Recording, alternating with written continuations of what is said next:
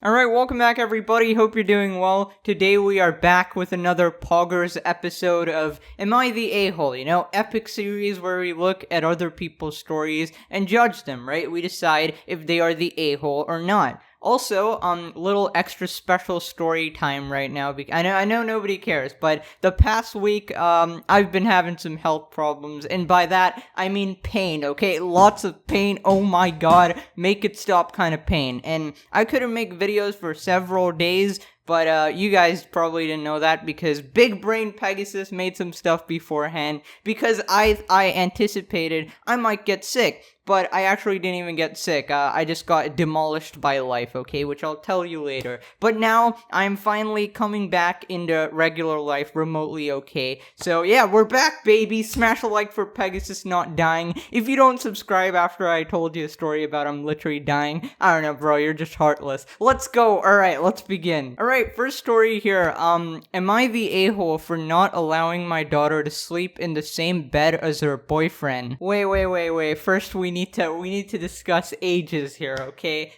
Depending on that, then we'll see. My daughter and her boyfriend celebrated Easter with us, me, my husband, and our son / her brother. I asked her boyfriend to stay in our guest room, as they aren't married yet, and my husband and I believe that it's inappropriate to share a bed before marriage.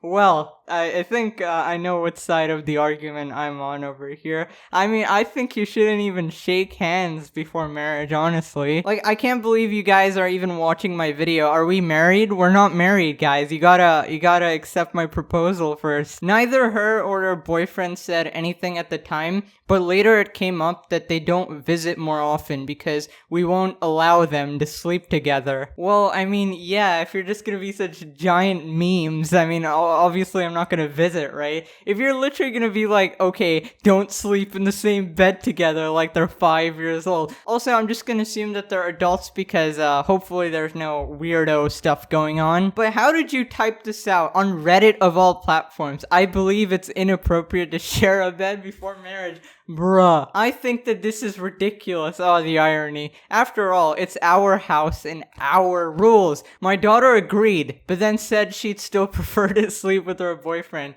and thinks that our rule is what's actually ridiculous. Wait, so what you're saying is that your daughter agreed, but she completely disagreed? Hey, Timmy, did you fail that maths test? No, not at all. I just got a 0. Like, what do you mean, dude? Okay, she then tried to tell us that they still respect our rules. I pointed out that she was clearly lying about that since she was withholding her very presence from her own family. Oh, the horror. I said that she was punishing us for having a very reasonable rule indeed, and that she obviously doesn't truly respect our house and our rules. She changed the subject then. I mean, I would too because I clearly have psychopathic parents. At the end of the trip, I asked when the next time we'll see them was, and then was told maybe the 4th of July, unless they make plans with the boyfriend's family first. When I pointed out that she was still trying to punish us, who waits 3 months in between visits to their parents, she just left. My husband feels that I'm right and our daughter is being unspeakably rude. It's so, it was so rude that I couldn't even speak it, so I just typed it on reddit.com. But my son thinks that we're in the wrong and it's not a big deal. Alright, so just from observing the story, it's clear that there's a very big generational gap here. We have a husband and mommy who are very big boomers or very, I don't know, religious, I don't know. I feel like being like this and imposing it onto others is just being a complete stupid dum-dum. It's kind of humiliating to be honest, so I would also not visit you guys with my mushroom bride. Okay, wait, the story continues. We've got an edit. She's 25 and he's 26. Okay, confirmed, cringe. They are not 5 years old. Stop treating them like that. They've been together for 3 years and living together for 2. So this isn't like a fling if that's what you were worried about. I didn't include this because the rule isn't based on their ages or if they're cohabiting. So I didn't think it was important. It is very important, okay? If they're literally like 14-year-olds, then it's okay to say you will not be sharing a bed before marriage, okay? Because then it's kind of like a meme, okay? But come on. They will be allowed to share a bed under our roof once they're married and not a second sooner. Okay, so what I got from this is that that you waited till you were married before you actually did the frick. And honestly, you can do whatever you want. It's your life. But also, you can let your daughters and sons do whatever they want as well. Sure, you might think it's more like virtuous to like wait before fricking, but it's really not a big deal. As society advances, we kind of learn as to what stuff is actually really important and what is not. And waiting until you're married, this seems like a waste of time. In fact, in my opinion, okay, don't get mad, but what if you get married and then you frick for the first time and it's actually horrible? And then what happens? You just go to the divorce. Like, I know relationships should be built more, not based on that and stuff like that. But also, it's like you need to sort out all your problems before getting married. So I don't know. I feel like it's kind of stupid. Some people seem to think that we're upset that she's choosing to stay in a hotel room instead of with us. This is not the case. She's choosing to avoid seeing us at all instead of spending time with her family. Well, when you say it like spending time with her family, that sounds like she's a very bad person. But when you say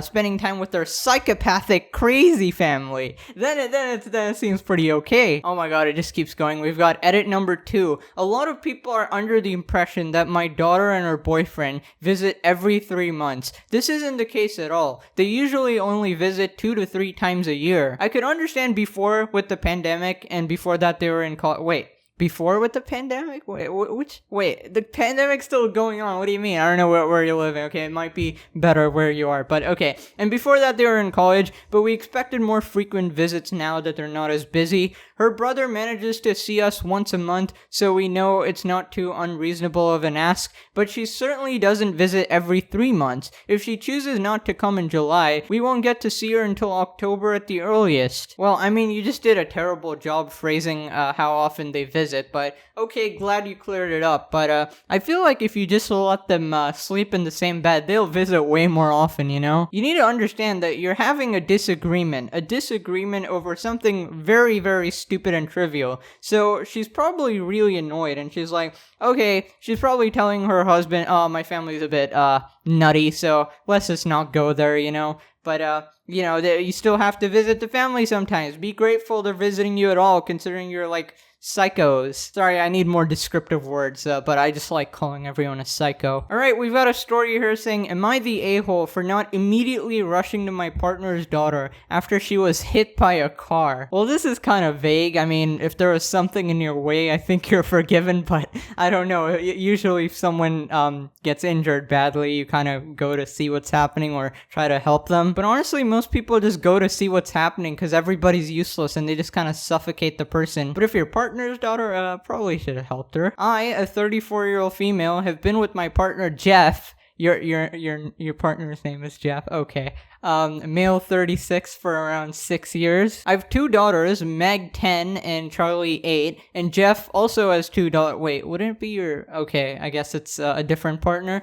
2 daughters, Alice 12, Sarah 9. We have 2 sons together, Jack 4 and Lucas 2. Well, you're having a lot of kids, aren't you? Okay, so I'm just guessing, but I'm pretty sure they had previous relationships, and they had 2 daughters, and then they got together, and then they had 2 sons. Okay. About 6 months ago, Alice was hit by a car and badly injured. Jeff was at work, and my sister dropped her 5-year-old and 3-year-olds off with me to play with my boys. Alice and Meg had taken their scooters to the local shop to buy some sweets. We live in a pretty safe town, and I'm happy to let the girls go to the shops and ride their scooters or bikes around, as long as one of the older girls was with them. Meg came dashing home crying that Alice had been hit by a car and was badly hurt. Meg was hysterical, and it was really hard to get any clear information from her, but she was able to tell me eventually that it was about a 10-minute scooter ride away and that a lady was with Alice and had called an ambulance. I tried to run to my neighbor to see if she could look after the younger kids. Well, I went back out with Meg, but she wasn't home. My car doesn't have space for all the kids or enough car seats for my nephews as well as my sons. I rang Jeff and his brother a few times, as well as Alice's mom, and and my sister, but couldn't get through to anyone. I didn't want to take all the kids with me by foot as it would take too long to get them there, and also I didn't want them to see Alice hurt, but I couldn't leave them home alone. Eventually, I got hold of a friend who promised to be there in 5 minutes to mind the kids. By the time I got to the accident site, the ambulance had already taken Alice away. She broke her leg badly and had a concussion, but is otherwise on the mend. She was really upset to be left with a stranger at the accident site and has had nightmares about it. Jeff was also really upset but understood that I couldn't get there. However, few of Alice's mom's family have been angry at me, saying that I would have gone there faster if it was Meg. I can't deny that I probably would have been a lot more upset and panicked if it was Meg, but equally I tried everything I could think of to get there but not leave the other kids in danger. Okay, now I feel like you're just lying here. You're saying that you would definitely favor your own kid and you'd be more upset and panicked if it was that, but and now you're saying you thought of everything? Did you really think of everything? Couldn't you lock them in a room and just head out because, it's something more important to do? I mean, I get the fact that you're not supposed to leave kids alone, but you could literally lock them in a room, close the windows, and, it would be fine for like a half hour-ish, I don't know, I feel like you could have made it, and you probably would have made it if it was a kid you actually cared about. Am I the a-hole? Should I have left the kids in the house with Meg, or found some way to get me all down to the accident site with me? Okay, hold up, let me just look at the ages again. So Meg is 10, Charlie is 8, 12, 9, 4, and 2. Okay, so they're not babies, right? So obviously Alice was the one in the accident, so you're left with a 10-year-old, an 8-year-old, a 9-year-old, a 4-year-old, and a 2-year-old. So I think the 10-year-old and 8-year-old could, maybe mind the other two kids. Oh wait, no, the 10, 9, and 8 could mind the 4 and 2, right? So I think you could 100% left the house, okay? Come on, don't act like you're like they're literal newborn toddlers who need attention at all times. Because it's a completely different story if it's a baby, right? A baby can literally, die or something. Honestly, I'm trying to think of it from the perspective that you care about certain kids more than others, and that's kind of really scummy. Sure, you have more of a bond with them because they're your kids and not somebody else's, but considering they're under your care, they really shouldn't be getting preferential treatment, especially in these serious cases where they have injuries, ambulances are there, and strangers are more comforting than you. I don't know, if it was up to me, I would say you're probably the a-hole, but I don't know, this is probably a bit debatable. Let me know what you guys think in the comments. Alright everyone, that's about it. Hope you guys did enjoy. Thank you so much for watching. Oh my god, I say this every video, but oh my god, thank you. Smash like, subscribe.